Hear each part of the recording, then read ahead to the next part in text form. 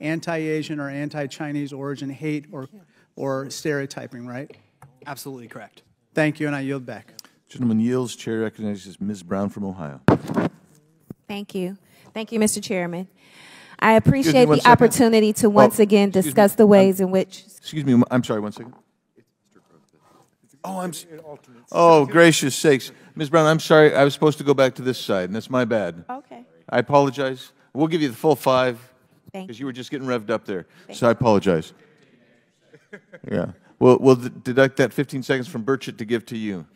So now we'll go recognize the gentleman from Wisconsin, Mr. Grothman. I'll do a follow-up with, who was the last guy answering questions? Mr. Sala, was that you?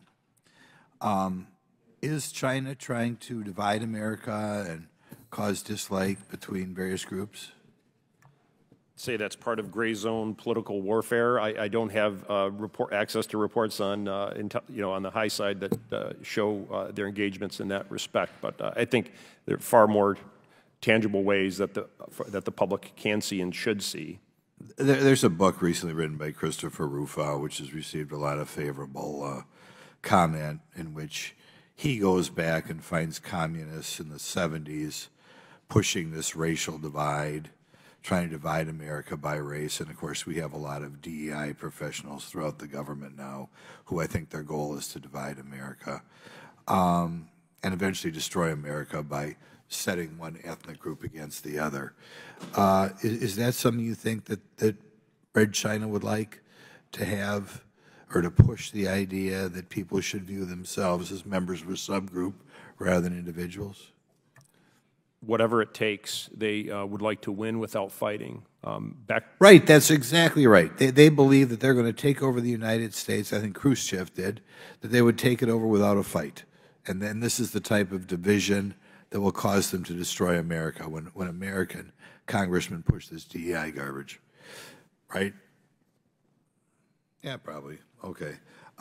Question for Mr. Thayer here, Dr. Thayer. We have a lot of farmland in Wisconsin. You've studied China's behavior over a period of years. They're trying to acquire American farmland. How serious a threat is it when China acquires our farmland? It's a very serious threat. Obviously, we need the food and the productive agricultural products that are produced on that land. Right. And what becomes of the land when China buys it? Do they keep renting out to the American farmer?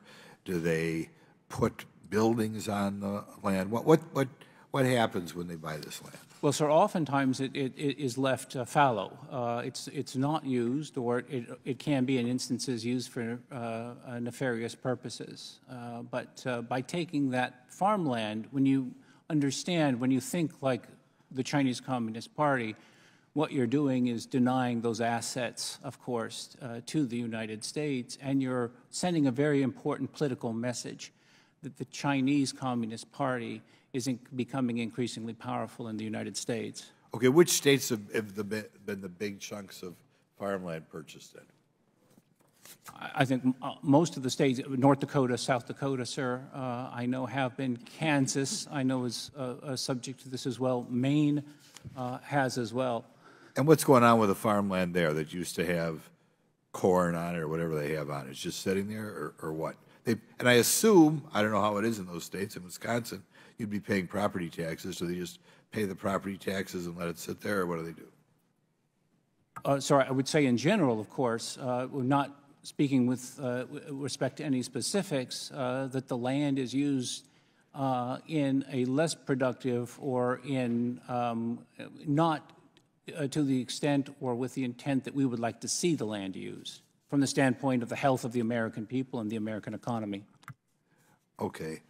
I guess I'll follow up there again, because maybe I'm not getting exactly the detail I want. What physically becomes of that land?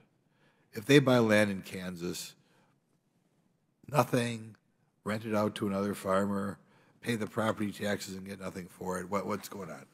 They can do all of that, sir, and we also are aware of a particularly pernicious practice of buying farmland around Air Force bases and other military facilities, bases, ports, where drones and other intelligence collection. Do they build anything on that land? Okay, if they buy, whatever, a 2,000-acre farm in North Dakota, do they put anything on that land? I would say as a rule of thumb, sir, no. Okay. And so you think part of it is just to exercise their power and tell the U.S., we're here, we're taking over? It's yes, sir, it's a very important and powerful political message. And do any Chinese citizens who are here wind up ever living on the land or farming the land? Sir, I believe that there are many reports of where they're resident on the land. In terms of, I would assume that includes an aspect of living on the land there, sir. So Gentleman's time has expired. Chair recognizes, and I apologize again, but this time we're really ready to go.